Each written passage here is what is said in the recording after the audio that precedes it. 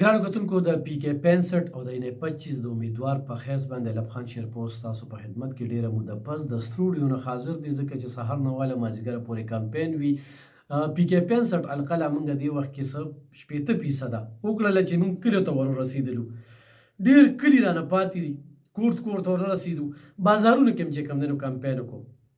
ان 25 چې کومه د 25 یونین کونسل ډیره زیاته ګرانه چرته مې سو کاواز اورینو نه هم کرینده د کرین امیدوار چې د چرته مخې له راځي ازمیخو کې ډیر خلک وایي بیا دې پاټونه مایوسه شیو ووټ ناچو چاله ورکو کومه پارټي ازموکو تحریک لبیک د حضور پاک صلی الله علیه و وسلم د عاشقانو ډله نه کرین ده 25 نکاتی منشوره چې کوم وړاندې کړي دي عدل او انصاف 24% چې کوم دلته د سود شره ده ختمول د فلسطین اواز اوچتول په عملي توګه باندې هغوی چاندې نه دي غوښتي په عملي توګه باندې کار کړی دی عافیه صدیقي غیر خایه دپاره د پارلیمنټ د لارې اواز پورته کول داسې ولخه بار اواز پورته کړی دی نو خو په پاکستان کې د تحریک لبیک حکومت راغی انشاءالله په هر مخ باندې به خوشحاله وي دې وخت کې به پی کې 90 یعنې 29 باندې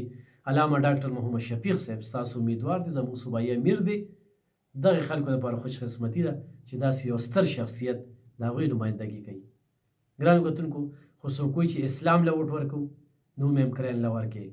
تحریک لبیک دغه علماو له یې ورکوي خو یو سړی وایي چې په پی کې 65 کې خدمت له ووټ ورکوو د 400 خلکه د ګواه اوسي چې 43 کالو صحافتي ژوند دی زما راوالي زما سوشل ورک ته راوالي د څومره خلکو زه وسیله شوم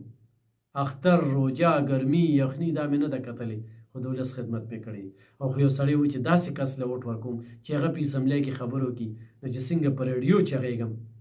انشاءالله په اسمبلی کې به رانه سپیکر په ارام نه کینی کوم خلک چې الیکشن ته ولاړ دي او هغوی سابقه امیدواران پاتې شوي دي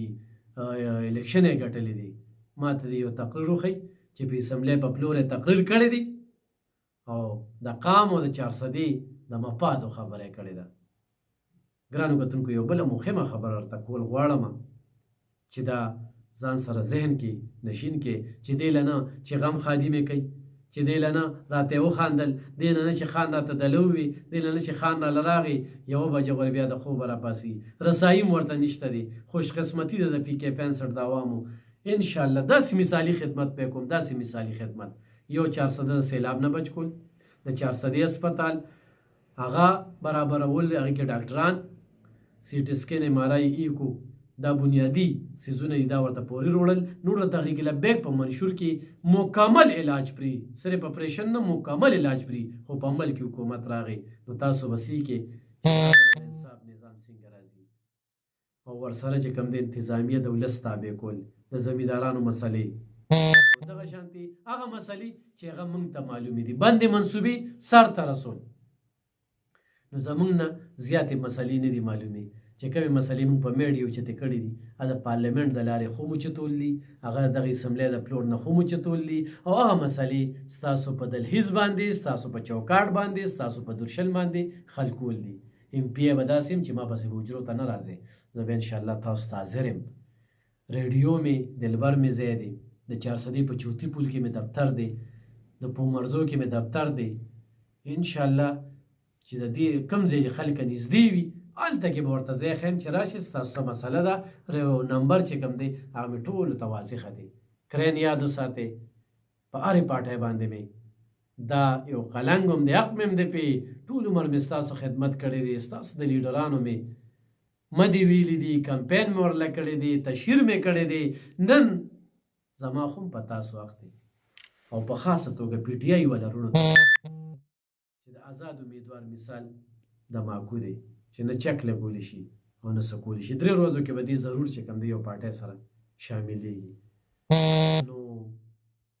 انشاءالله ستاسو وکالت پکوم اگر چې زیاتې شوي دي زه دې ته زیاتې ویم په کار و چې هغوی ته هم دا موقع ورکړی شي او الیکشن یې کړی وي د پارټۍ د پلیټفارم نه د بیټ د نښې نه او هغه موقع هغوی ته ورنه کړی شوله نو بل اپشن تاسو ته تحریک لبیک دی چې نه په چا خرڅېږي نه چا سره اتحاد کوي نه د پی ډي ایم سره نه د بل چیز سره.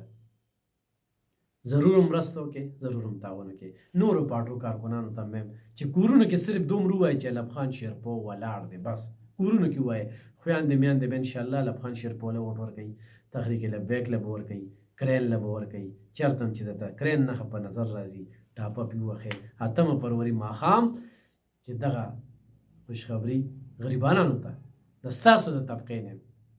هېڅ وسایل نشته، فلیکس بورډ هېڅ داسې دغه نشته دی، خو همت نه بایلم ستاسو دپاره مې دې میدان ته را دانګلي دي. پړه مې سارمان نشته او نه د دنیادارۍ دپاره لګیم، د آخرت دپاره لګیم او دغه پلیټفارم نه لګیم. انشاءالله خدمت به مثالي کوم، ستاسو حق به په تاسو لګي پروس په قیامت او په دې دنیا هم ذموار یم. بله د الله کیمره لګېدلې، د الله نه ډېر یېرېږم او ځکه راته خدمت کې الله میلاویږي او الله پاک راله مقرره کړه د یو داسې پلیټفارم نه چې چاته وایي چې د